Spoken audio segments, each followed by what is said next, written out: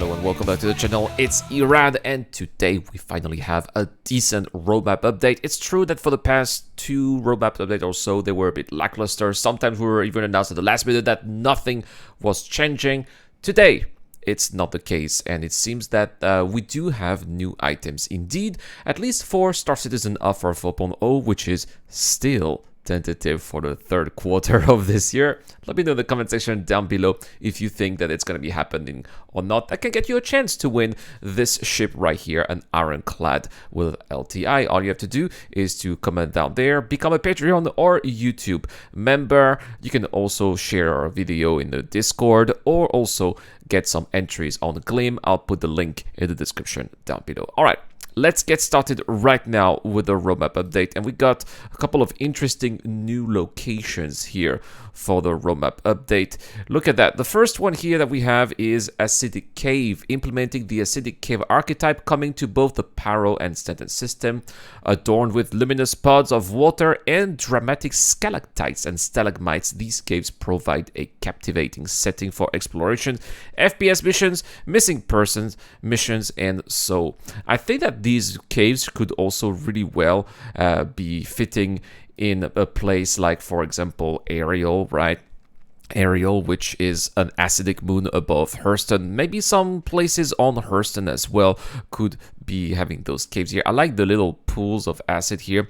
What I also hope is that because of the environment, we would sustain damage in this case, but maybe there will be more chances of having some Geminite, which is like the ultra rare and very valuable resource, right? If those caves are super dangerous but could have more Geminite, maybe players will be more enticed to visiting them. At least that's my personal idea.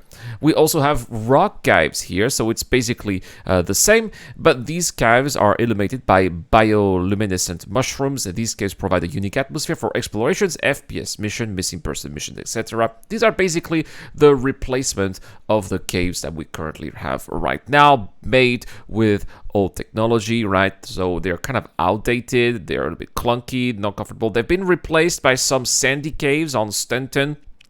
In Stanton that you can find, I believe, on Hurston and on Daymar as well, if I'm correct. But these are the caves that you're going to be finding pretty much everywhere else. Now the next one, you are going to like this here. This is absolutely crazy. I mean, look at this, guys. Look at this. Asteroid bases. That is. I mean, I'm not surprised because it wouldn't be a decent space game without Asteroid Base, right? But finally, it's a very old stretch goal, by the way, Asteroid Bases, that we had a very long time ago as a stretch goal, as I said. So they are going to implement these new Asteroid Bases scattered across space in asteroid clusters, gas clouds, and other areas of Pyro. That's a shame. I think that they should be putting those in the Stanton system as well, but well, from exploration type gameplay to mission based locations, these bases include both constrained interiors for potential FPS conflicts as well as space combat while reaching for fleeing from those locations. So they're going to be defended by NPCs, and you're going to have to fight them off if you want to go in those places. Maybe some gangs will be having access to those stations or maybe perhaps players here. Contested zones. I believe that these are for the space stations, or at least that's what they are saying. That is a location feature coming to Pyro space stations, introducing FPS gameplay with various layouts tailored for this purpose. The zones will feature a progression system requiring tokens to unlock different zones. So maybe that's going to be with the repetition system, or perhaps if you complete certain parts of a mission, you'll have access to another one. I guess I will have to see for this one here. This is going to give access to the loot inside. So maybe we're going to have access to legendary loot, a bit similar to what we have when we go to Cutter's Raid, for example, on Hurston, where you can get that Sand Devil armor that's super rare. Also here, they do say that collecting all of the tokens will allow players to open the final door and claim the grand prize. It's basically a dungeon, right?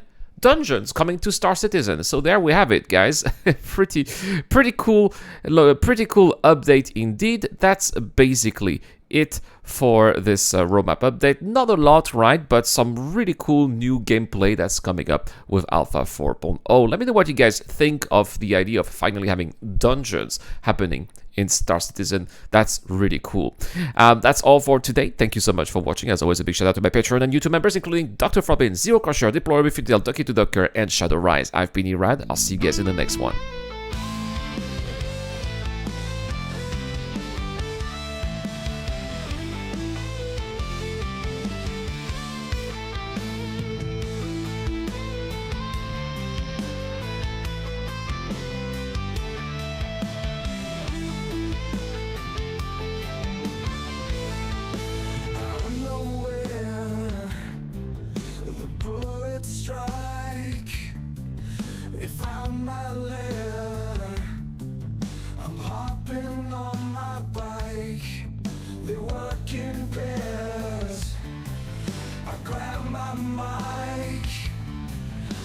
It's fair, but I'll do as I like. I feel alive when I'm on the run. It's the price to pay to have a little fun. Here we go again. I've got a bounty on my head. They got everything today. They'd like to see me dead. And here we go again. No words were ever said. Gonna feel the pain. It chose violence instead.